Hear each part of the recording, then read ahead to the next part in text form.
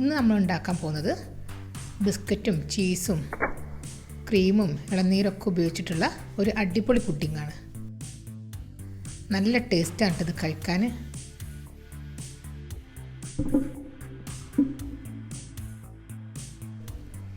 ഇനി നമുക്ക് വീഡിയോയിലേക്ക് പോകാം. ഹായ് ഫ്രണ്ട്സ്, എല്ലാവർക്കും ഡീനാസ് കിച്ചണിലേക്ക് സ്വാഗതം.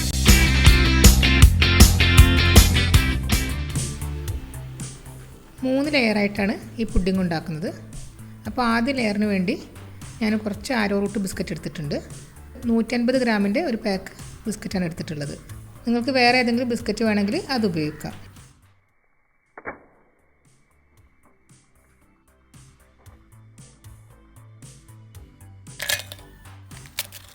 ഇനി ഈ ബിസ്ക്കറ്റുകൾ ഒരു മിക്സിയിലിട്ട് ഒന്ന് പൊടിച്ചെടുക്കണം.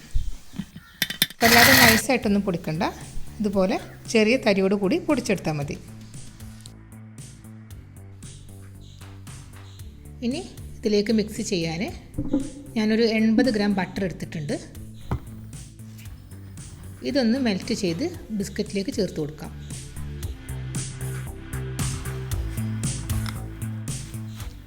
ഇനി ബിസ്ക്കറ്റും ബട്ടറും കൂടി നല്ലപോലെ ഒന്ന് മിക്സ് ചെയ്തെടുക്കണം.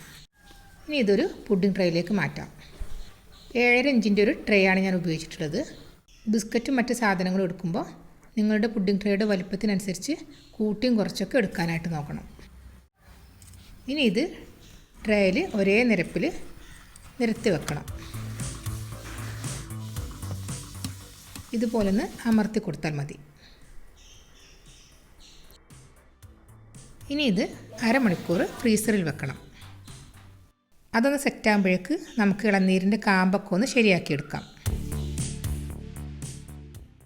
2 ഇളനീരിൻ്റെ കാമ്പാണ് ഞാൻ എടുത്തിട്ടുള്ളത്. ഈ ഒരു പാകത്തിനുള്ള ഇളനീരാണ് നമുക്ക് ആവശ്യം.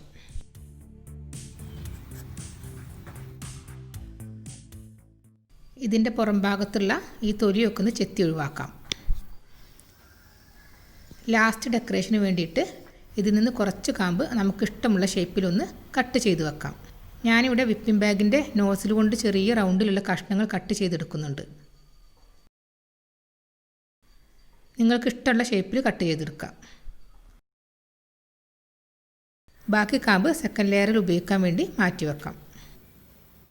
ഇനി നമുക്ക് സെക്കൻഡ് ലെയർ തയ്യാറാക്കാം. ഒരു ബൗളിലേക്ക് 1 ടീസ്പൂൺ ജലാറ്റിൻ ഇട്ട് ഇതിലേക്ക് 2 ടീസ്പൂൺ തണുത്ത വെള്ളം ഒഴിച്ച് ഒരു 10 മിനിറ്റ് ഒന്ന് മാറ്റി വെക്കാം.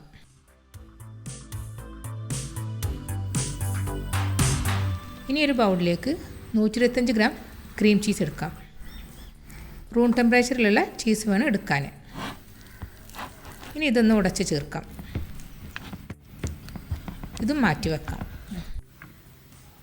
ഇനി കുറച്ച് വലിയൊരു ബൗളിലേക്ക് 3/4 കപ്പ് വിപ്പിംഗ് ക്രീം എടുക്കണം. മധുരമുള്ള വിപ്പിംഗ് ക്രീമാണ് ഞാൻ എടുത്തിട്ടുള്ളത്. നിങ്ങൾ മധുരമില്ലാത്ത ക്രീമാണ് ഉപയോഗിക്കുന്നതെങ്കിൽ ബീറ്റ് ചെയ്യുമ്പോൾ കുറച്ച് പഞ്ചസാര പൊടിച്ച് ചേർത്താൽ മതി. ബൗളൊക്കെ ഒന്ന് തണുപ്പിച്ചെടുത്താൽ പെട്ടെന്ന് തന്നെ ക്രീം സെറ്റായി കിട്ടും. ഞാൻ ഈ ബൗൾ വെച്ചിട്ടുള്ളത് ഐസ് വാട്ടറിലാണ്. ഇതൊന്ന് ബീറ്റ് ചെയ്തെടുക്കാം. കേക്കിനൊക്കെ ചെയ്യുന്ന അത്ര തന്നെ കട്ടിയാവണമെന്നില്ല. ഈ ഒരു പാകത്തിൽ ബീറ്റ് ചെയ്തെടുത്താൽ മതി. ഇനി ഇതും മാറ്റി വെക്കാം. ഇനി നമ്മൾ എടുത്തു വെച്ചിട്ടുള്ള ഇളനീർ കാമ്പ് ഒന്ന് ചെറുതാക്കി നല്ല പോലെ ഒന്ന് അരച്ചെടുക്കാം. വെള്ളമൊന്നും ചേർക്കണ്ട. ഇതൊരു 3/4 കപ്പോളം ഉണ്ടാവും. ഇനി ഇതൊരു ബൗളിലേക്ക് മാറ്റാം. ഇനി നമ്മൾ സോക്ക് ചെയ്യാൻ വെച്ച ജലാറ്റിനിലേക്ക് 1 ടേബിൾ സ്പൂൺ ചൂടുവെള്ളം ഒഴിച്ച് ഇതുപോലെ മറ്റൊരു പാത്രത്തിൽ നല്ല ചൂടുള്ള വെള്ളം ഒഴിച്ച് അതിൽ വെച്ച് മെൽറ്റാക്കി എടുക്കാം. ഇനി ഇത് അരച്ച് വെച്ച ഇളനീർ കാമ്പിലേക്ക് ഒഴിച്ച് നല്ലപോലെ മിക്സ് ചെയ്യാം.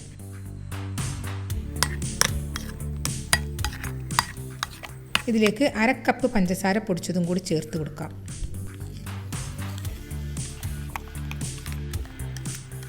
ഇനി ഇത് നമ്മൾ തയ്യാറാക്കി വെച്ച വിപ്പിംഗ് ക്രീമിലേക്ക് ചേർത്ത് കൊടുക്കാം. അതുപോലെ തയ്യാറാക്കി വെച്ച ക്രീം ചീസും ചേർത്ത് നല്ല പോലെ മിക്സ് ചെയ്തെടുക്കണം.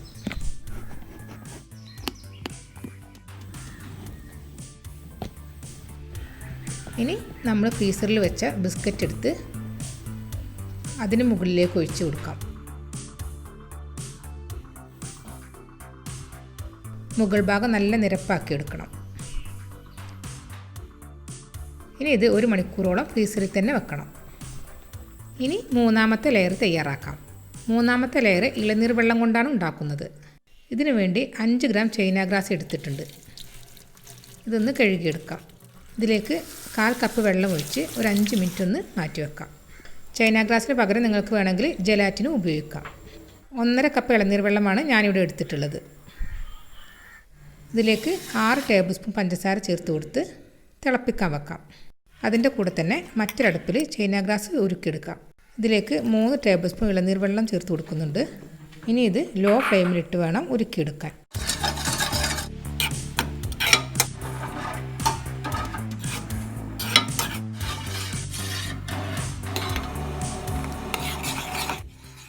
നമ്മുടെ ഇളനീർ വെള്ളം തിളച്ചിട്ടുണ്ട്. ഇതിലേക്ക് ചൈന ഗ്രാസ് ഒഴിച്ചു കൊടുക്കാം. ഇനി തീ ഓഫ് ചെയ്യാം. ചൈന ഗ്രാസ് ഒഴിച്ചു കൊടുക്കുമ്പോൾ എപ്പോഴും രണ്ടും ഒരേ ചൂടിൽ വേണം ഒഴിച്ചു കൊടുക്കാനായിട്ട്.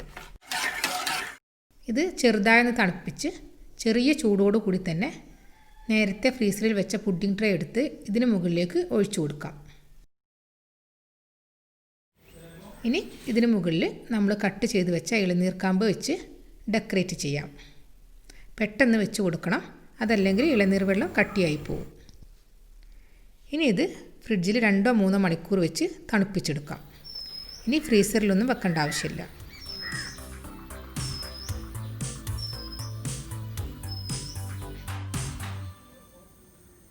നമ്മളിത് ഫ്രിഡ്ജിൽ വെച്ചിട്ട് 3 മണിക്കൂറായി. ഇത് നല്ല സെറ്റായി വന്നിട്ടുണ്ട്. ഇനി ഇതൊന്ന് തുറന്ന് നോക്കാം. പാത്രത്തിൻ്റെ സൈഡ് ചിലപ്പോൾ ഒട്ടിപ്പിടിച്ചിട്ടുണ്ടാവും. ഇത് നല്ല ഫിനിഷിങ്ങോട് കൂടി വിട്ട് കിട്ടാൻ സൈഡ് ഇതുപോലെ ഒരു തുണി നല്ല ചൂടുള്ള വെള്ളത്തിൽ മുക്കി ഒന്ന് പിടിച്ചു കൊടുത്താൽ മതി.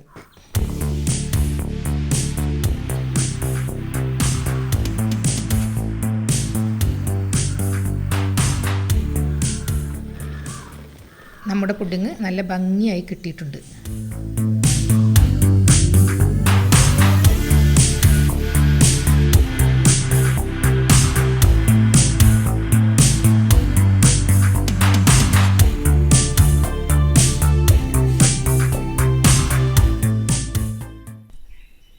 ഇനി ഇതൊന്ന് കട്ട് ചെയ്ത് നോക്കാം.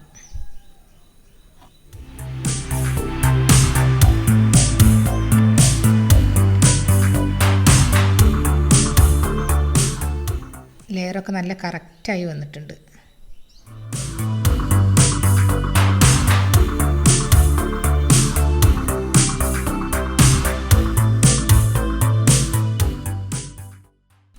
നല്ല സൂപ്പർ ടേസ്റ്റാണ്. എല്ലാവരും ഇതുപോലെ ഒന്ന് ട്രൈ ചെയ്ത് നോക്കി ഇഷ്ടമായെങ്കിൽ ലൈക്ക് ചെയ്ത് കമൻറ്റ് ചെയ്യുക.